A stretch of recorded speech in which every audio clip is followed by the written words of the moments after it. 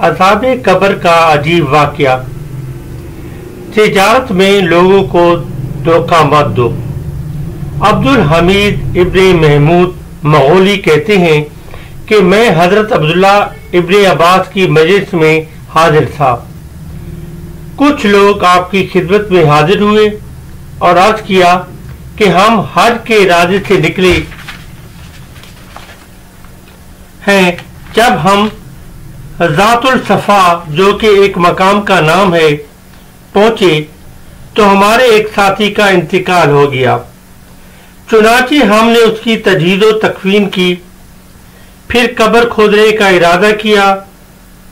जब हम कब्र खोद चुके तो हमने देखा कि एक बड़े काले नाग ने पूरी कब्र को घेर रखा है। इसके बाद हमने दूसरी जगह कब्र खोदी तो वहां भी वही सांप था।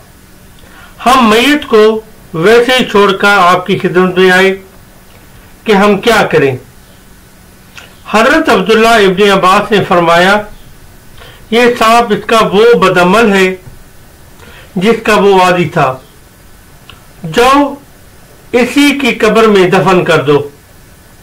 अल्लाह की कसम, अगर तुम इसके लिए पूरी जमीन खोदो डालो फिर भी वो सांप इसकी कब्र में पाओगे। बहरहाल उसे इसी तरह दफन कर दिया गया।